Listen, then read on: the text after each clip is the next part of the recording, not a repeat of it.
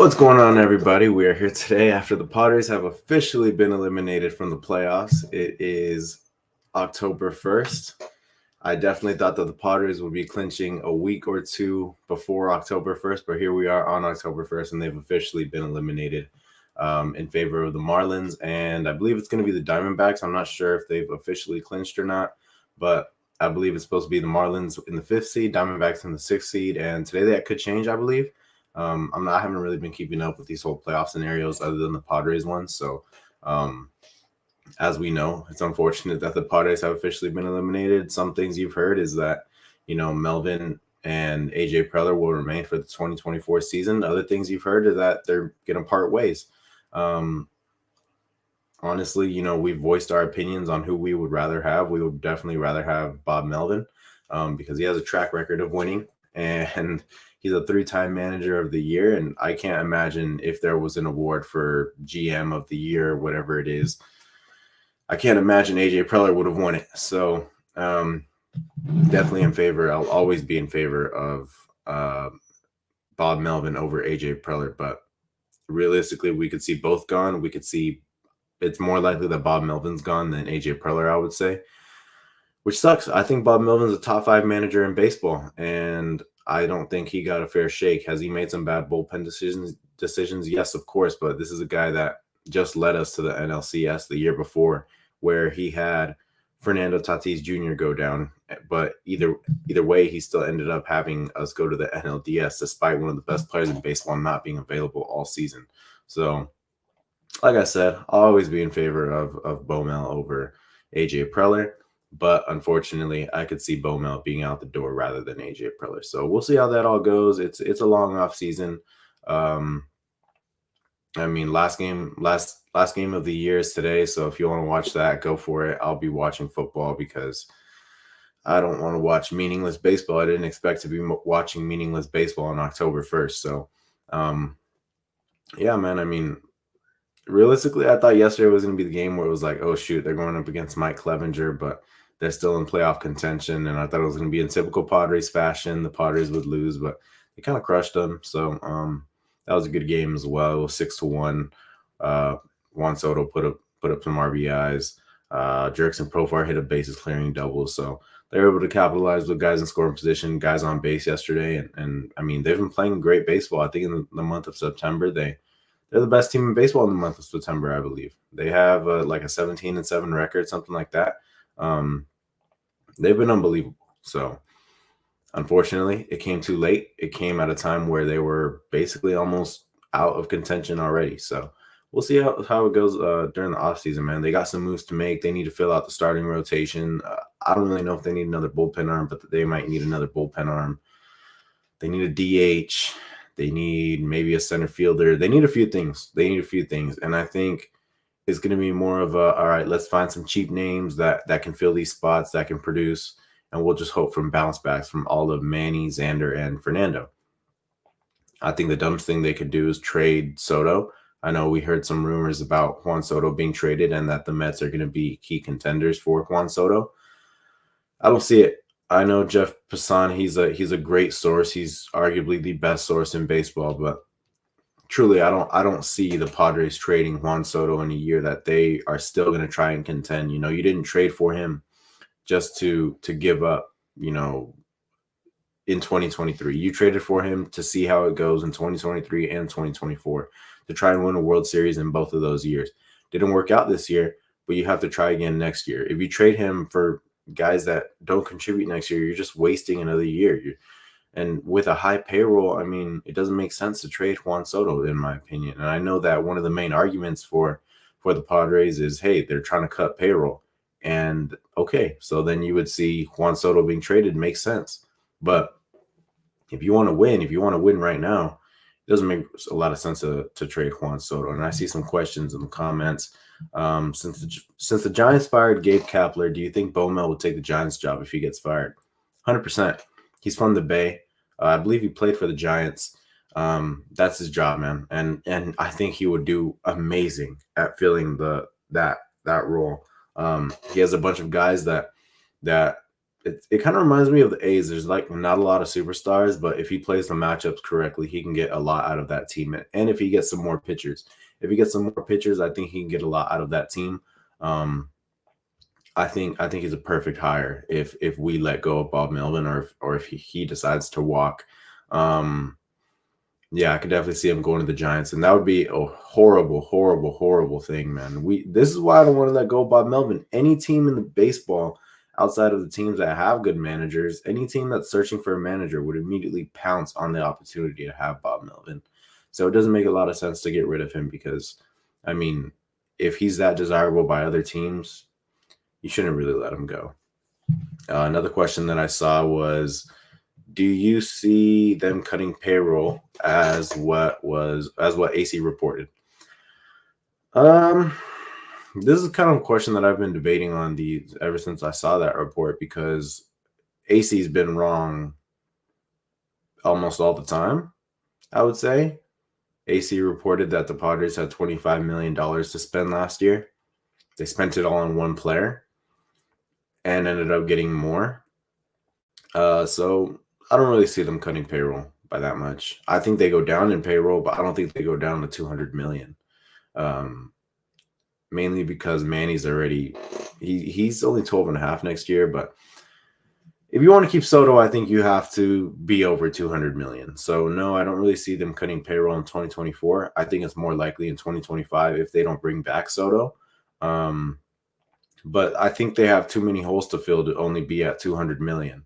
So they're going to have to find a way to, I think like 225, 230 is pretty realistic. I don't know, man. It's pretty disappointing to hear that they want to cut payroll when there's guys, you have Juan Soto, you have Xander Bogaerts, you have guys that you could win a World Series right now. And it's not the time yet. I don't think it's the time yet to go out there and cut payroll by a significant margin. I don't know. I think going down is realistic, but not by that much.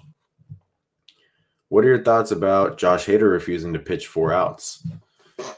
So if you hadn't watched our Hader episode yet, go ahead and check it out. I thought it was a great episode. We talked a lot about how Hader's unwillingness to pitch 4 outs might have cost us about 3-4 games up to this point. 3-4 games that might help us be in contention right now or have a spot in the playoffs right now. Might have even cost us more. Who knows? But yeah, I think Josh Hader's unwillingness to pitch more than 3 outs has been detrimental to this team. And the stats are fantastic, man. The stats, the ERA, the WHIP, all of that is fantastic. But one thing that you see that really sticks out is the innings pitched. You can't pay Edwin Diaz money to a guy that pitches less than 60 innings. This is a recurring thing. He's pitched less than 60 innings pretty much his whole career. He doesn't pitch 60 innings. And it's really frustrating because this is a new organization. It's a new organization. You don't have to worry about going to arbitration. The Padres paid him a little more than what he was supposed to make in arbitration. They treated him right. And he still wasn't willing to do it. So that, I don't know, man, that tells me a lot about Josh Hader. And I think he's a great player. I think he's a great person. But that right there told me a lot about Josh Hader. And I understand it. You're in a contract year. You want to go get some big money. You don't want to risk maybe hurting your arm or whatever it is. But it was really disappointing throughout the whole season to know that, oh man, like this guy's up, runners are on base. We could use Josh Hader right now.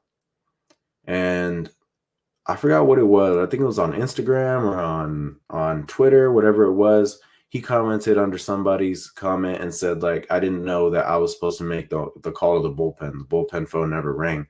Well, the bullpen phone never rang because everybody knows you wouldn't say yes to coming in anyway. So what's the point of calling you in? Yeah, so it's very frustrating to know that, one of your best guys, your best bullpen arm isn't willing to do what it takes to help you win that game.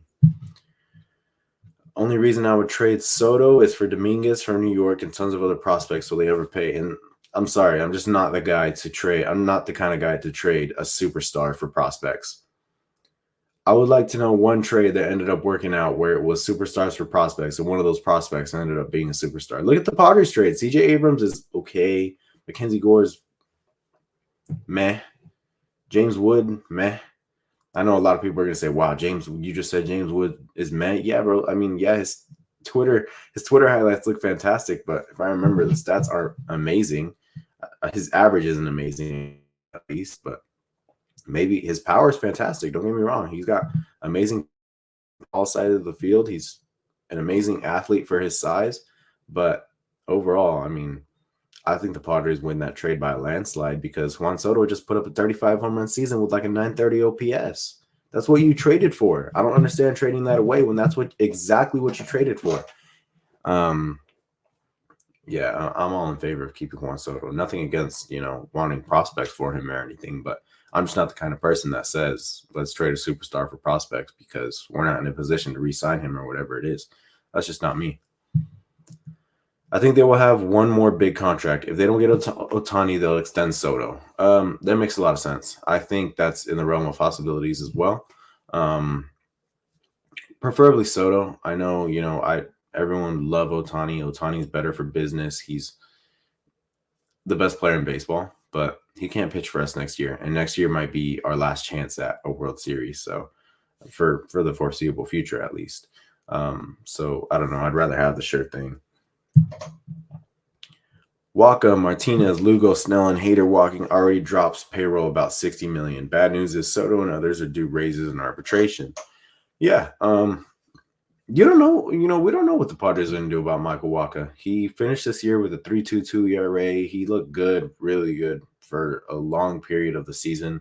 It's going to be interesting to see what they do with Michael Waka. He pitched fantastic this year. He was definitely a valuable guy in the rotation where when you saw him come in, you could almost say, like, we have a good chance to win.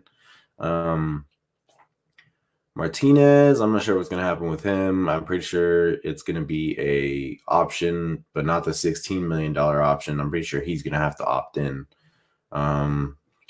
Lugo, I'm not sure. Snell's gone. Hader's as good as gone. So, yeah, man, these are guys that we're going to have to try and fill their roles. Should the Padres try to trade Grisham? Yeah, they should. Try and get something for him right now while you can. Hype up that he's a Gold Glover, whatever it is. Do what you got to do. He's just not good enough to be in the lineup. And I thought this season, like, Trent Grisham's not a good bat, but since there's multiple other guys that can pick up the slack for him, it'll be okay. Well, the Padres showed they're not one of the best lineups in baseball. We don't know if they're for sure going to be one of the best lineups in baseball next year. So we need to try and get good bats everywhere on the field. Even if it, means a downgrade in defense, we need good bats from 1 through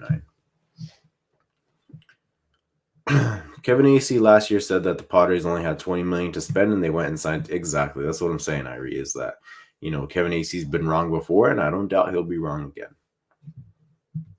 Will they trade Cronenworth? No. I don't think they will. Not because they don't want to, but probably because they can't. I think he's going to be like 30, 31. Shit, maybe even 32. And the Padres, I don't think it's possible that they're going to be able to trade a guy like that. Not because he's the best player in the world, but I think they need to try and find a way to get him back to second base or do whatever it takes to get him out of first base because he's not a first baseman. He's not a first baseman. He can't hit more than 20 home runs. Garrett Cooper can't either. I don't want Garrett Cooper back. I'm probably one of the few that don't want Garrett Cooper back. His 160 game pace is like 22. I don't know. I think we can get more bombs from a first baseman somewhere else. So, yeah,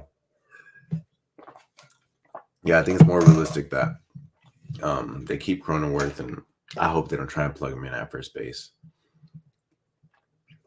Waka needs to take the player option in his contract considering how similar his season last year was to this year. And that makes a ton of sense. It's weird because it kind of took him a long time to sign last year, especially considering how good of a season he had the year before with the Red Sox.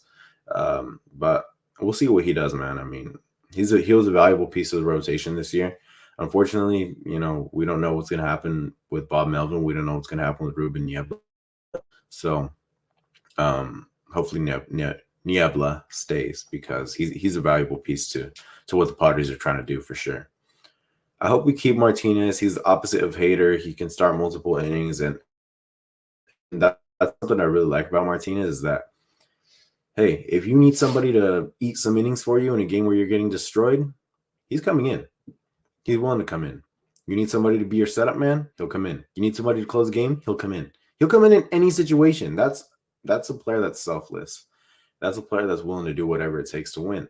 And you saw that last year in the playoffs last year too, man. He was fantastic. He came in any inning. He was ready to go at all times. He was fantastic, and he's still fantastic. And he had a rough patch this season, but he picked it up. Hunter Renfroe this offseason, I don't know, man. I mean, Matt, Chase, and I are gonna have to do a lot of. We always do this at the end of the season. We kind of put in a lot of time, a lot of research to talk about who we think is going to be a best ad for the Padres, whether it be through trade or through free agency.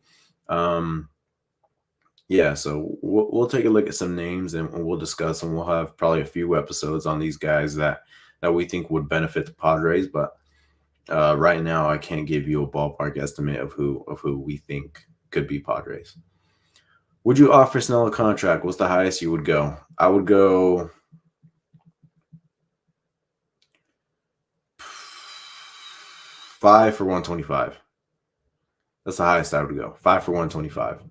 But the thing is with Blake Snell is that, are you going to get the Blake Snell that just had a 2? What was it? It was under a 2.5 ERA, best ERA in baseball, best pitcher in baseball.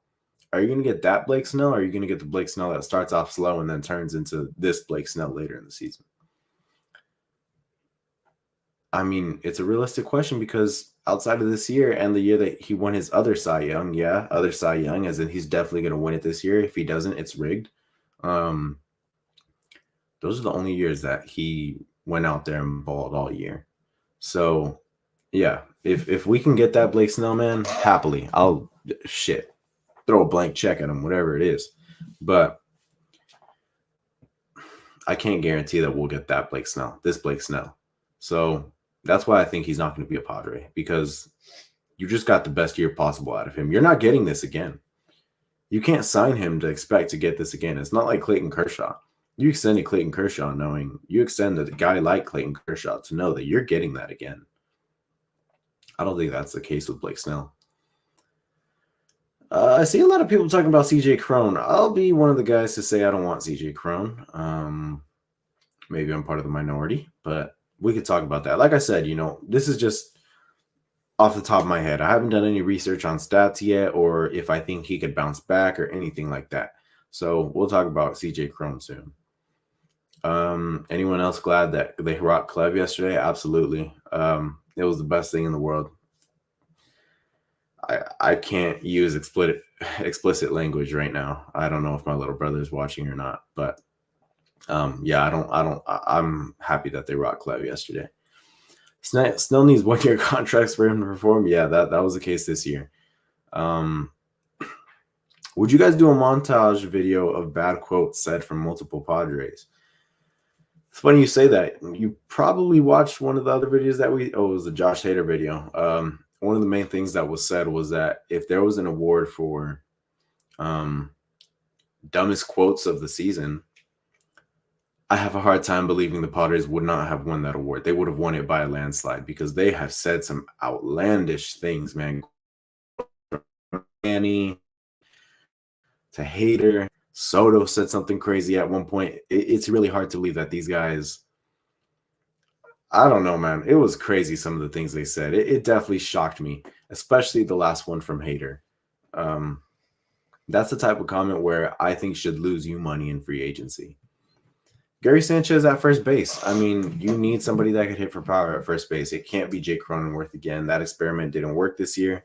Not reasonable. We have no reason to believe that it'll work next year. So let's not even try. Let's plug him in somewhere else.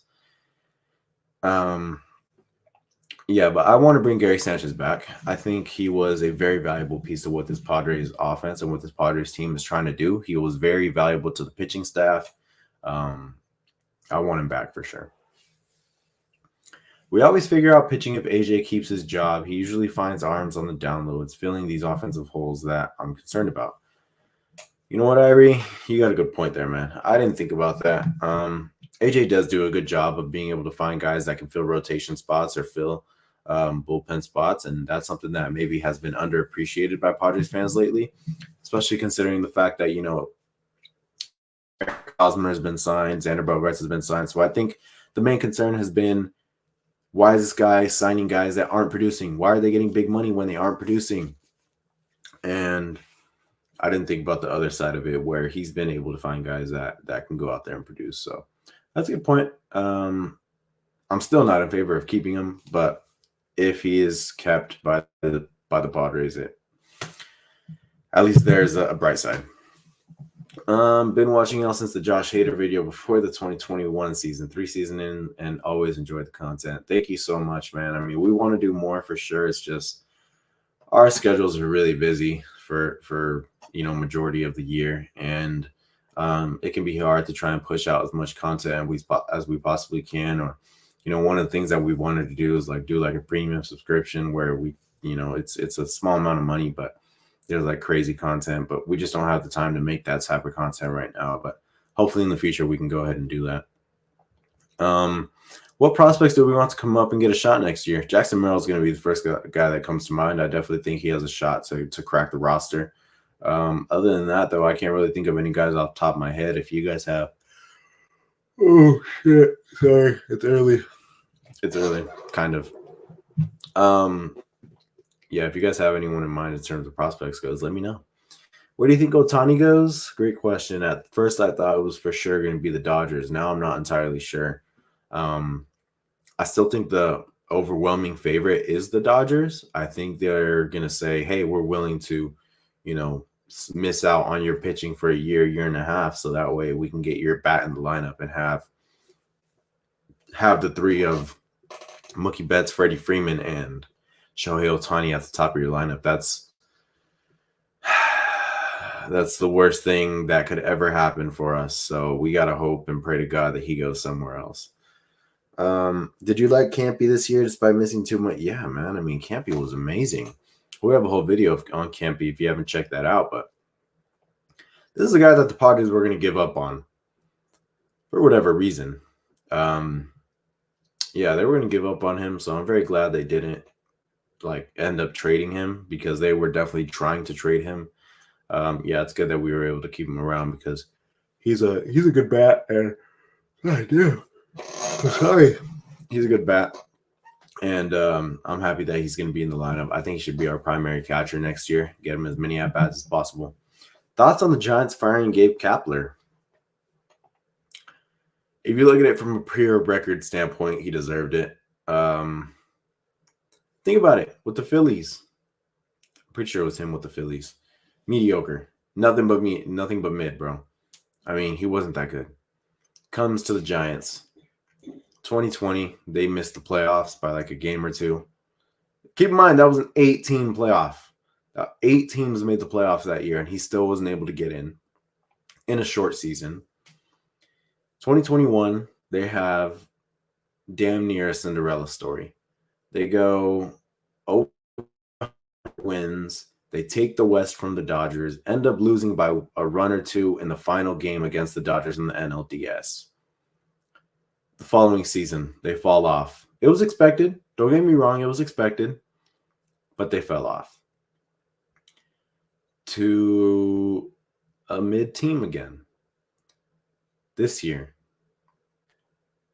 they started off pretty damn good. This year, it looked like they had playoff team written all over them. And they have a second half collapse. That second half collapse is damn near similar to what happened to the Padres. And that got Jace Tingler fired. Jace Tingler was way worse than Gabe Kapler, by the way. But, I mean, when you look at it from a record standpoint, he deserved it. He deserved it. And, sorry, I'm looking at some fan stuff. He deserved it. And for anyone who thinks he doesn't deserve it, that could also be the case. The Giants have given him scrubs. They've tried to make him, say they tried to do this whole thing where, hey, let's get you the best analytics possible and try and play matchups. It didn't work this year. Didn't work last year. It only worked in 2020. That's the thing, is it can only work for so long. So when you don't have guys that can go out there and play, I mean, you're giving them Michael Conforto. Brandon Bell, I think, is still there. Bro, that's the thing is I can't really even name who's still there and who's not there because they're not giving him much to work with. The pitch, dude, he had two pitchers. He had two pitchers, bro. Literally just Logan Webb and Alex Cobb, I think it was. I'm not entirely sure who the other pitcher was, but he had two pitchers at the end of the season. This is literally, yes, you're right. Brandon Bell is in Toronto. Damn, I forgot who's on that team. I know, obviously, Jock is on that team. Conforto is on that team. Yastrzemski's on that team. Wilmer Flores.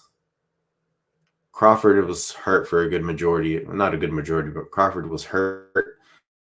And he also isn't good anymore.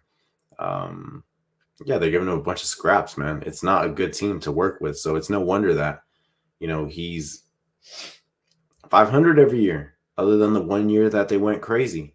It's no wonder that he doesn't have a fair chance to win. It's no wonder that they go maybe 82 wins. It's no wonder they were eliminated a few days ago. So I kind of think it was just let's find someone to blame because we got to find somebody, and it shouldn't be Zadie when it really should.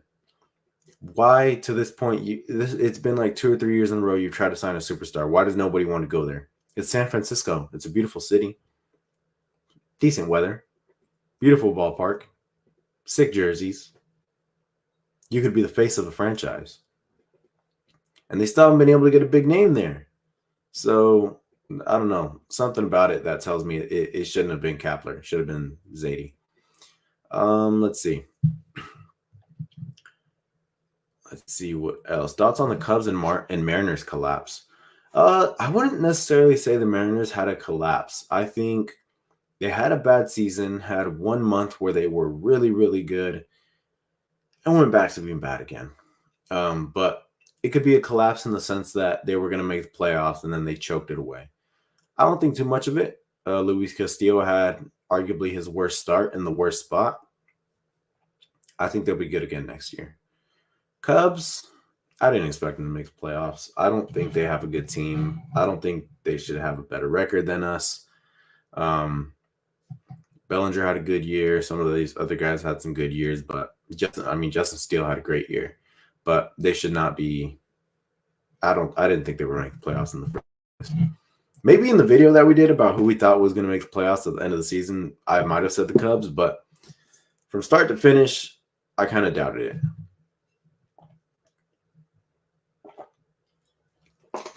The biggest name I see us in on is Cody Bellinger, because let's face it, that dude can play center field, first base, and left-handed DH. There's reports that the Padres will be in on him. I sure hope that contract's not fat then, because we can't afford for Cody Bellinger to come in and get a fat contract and then go back to being what he was at the end of his Dodgers tenure.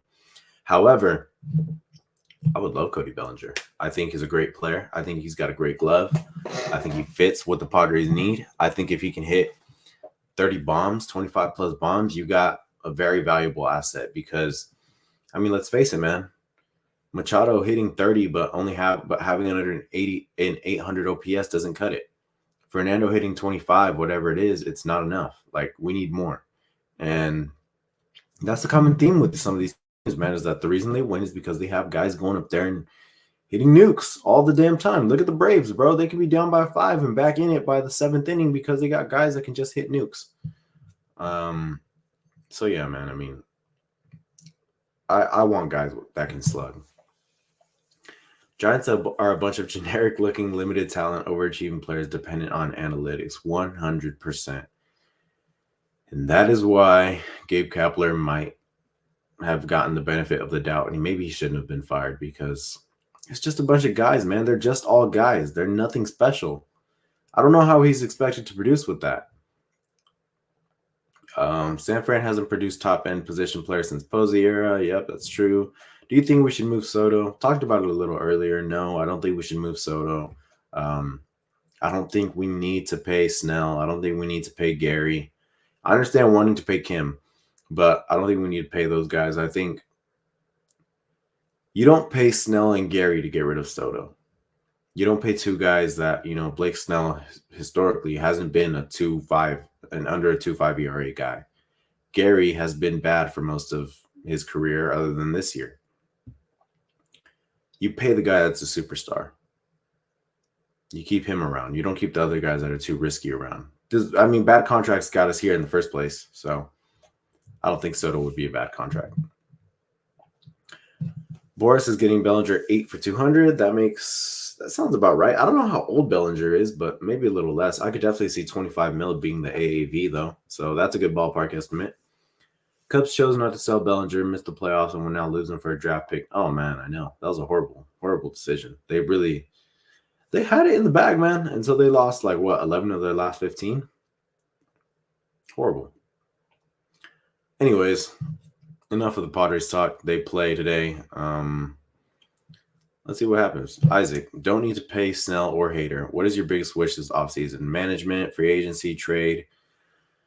As far as management goes, I don't know if I really want AJ Preller in the position that he's in right now. But as far as the other two go, I can't really give you a good guess of what I want right now, or a good opinion of what I want right now. I haven't done enough research yet up to this point to decide who I want right now. Usually early in the offseason or after the World Series, we start talking about, hey, who are some guys that we can look to trade for? Who are some guys that we can look to sign? Who are some bounce back guys that we can look to sign? Who are some under the radar guys that we can look to sign? We do that every year. So, sometime in the next month or two, you'll get a video on who we think is going to be the best addition for the Padres. But I think a Soto extension would be great. He deserves it, man. I mean, he people think that because he doesn't play the best defense, because he walks a lot, he doesn't deserve to be paid. I'm sorry, but 35 home runs and over a 900 OPS, damn near a 950 OPS. Go ahead and get your payday. NFL, yeah, we got about 12 minutes, so we can talk about NFL real quick. Chargers play the Raiders today. Obviously, as you guys know, they're my favorite team. No Jimmy G, but as far as the Padres side goes, it's a little tougher for them as well. There's going to be no Derwin James, no Joey Bosa. Mike Williams got hurt last week. Eckler was deemed doubtful, but there's a few signs that he might play today. So if you have Eckler in fantasy, keep your eye out for Austin Eckler. Don't really know for sure if he'll play, but it's still a possibility considering he hasn't been ruled out yet. So that's a good thing. Chargers-Raiders games, they're always really close no matter how bad the Raiders are, no matter how bad the Chargers are. They're always really close games. They're always really fun to watch. So Aiden O'Connell's making his NFL debut. Usually when the Chargers face a guy making their NFL debut, they go ahead and lose in the last second. So, tune into the game, man. Chargers games are always fun. If you hate them, if you love them, they're always fun. So, tune in for sure. I don't exactly remember who the 49ers play. Matt and Chase's favorite team is the 49ers. I would like if someone could tell me, but I'm going to try checking right now. The worst 0-3 team? We'll see today. Because it's not the Vikings. It's really not the Vikings. The Vikings they were in the game last year. 49ers, Cardinals. There we go. Thank you. 49ers are going to destroy them, I think. But as far as worst 0-3 team, I'm going to have to go with either the Bears or the Broncos. The loser of today's Bears-Broncos game is the worst NFL team. So, I don't know. I think realistically the Broncos are in a position where they're not looking to contend in the playoffs anymore. They're not good. They have a pretty bad defense. Russell Wilson, honestly, I feel like he's getting some blame for what's going on this year. Russell Wilson hasn't even been that bad, stats-wise. I haven't been watching the game, so maybe, the eye test he doesn't pass. But as far as statistics go, he hasn't been that bad. But Yeah, if the Broncos lose today, man, they're not going to be looking for the playoffs. They're definitely going to be looking to maybe have the first overall pick and saying this Russell Wilson trade is the worst trade of all time. It cost us multiple draft picks. It cost us players. It cost us everything. And it cost us a fat contract. It might be the worst trade ever. Let's go get Caleb Williams. I think it's a real possibility. Same thing with the Bears. Justin Fields is a gigantic bust. He can't throw for his life. He's not a quarterback anymore. Really shocking considering how amazing of a passer he was at OSU, at Ohio State. He was fantastic. But you just see a totally different quarterback right now, man. It's not even the same. The drop back is completely different. The mechanics are different. The swag is gone. The confidence is gone. This is not the Justin Fields that they drafted. So if the Bears have the first overall pick and I'm Caleb Williams, I'm not getting drafted. I'm staying in school. What the hell are you going to go to the Bears for? The Bears historically ruin quarterbacks. It's a known thing. Don't go to the Bears. Don't play for the Bears if you're a quarterback. And realistically, if you're any position, try your best to not play for the Bears. You can only do that if you're a first-round pick, though. Best 3-0 team. Let me see who's 3-0.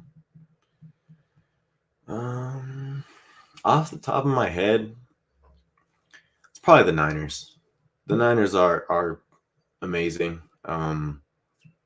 They're putting up 24 plus points every week. They got an amazing defense, great run game. And that's the thing, man, is that the run game is going to be able to take you into October, November, December, in the colder months when teams are known to run the ball more. So I would say the Niners. Next, I mean, I still think the Chiefs are the best team in the NFL. I can't be the only one. I mean, that defense is arguably the best defense Mahomes has ever had on the other side of the football. The weapons aren't that great, but he won with damn near those same exact weapons last year. So it's a great team, man. I still think they're the best team in football.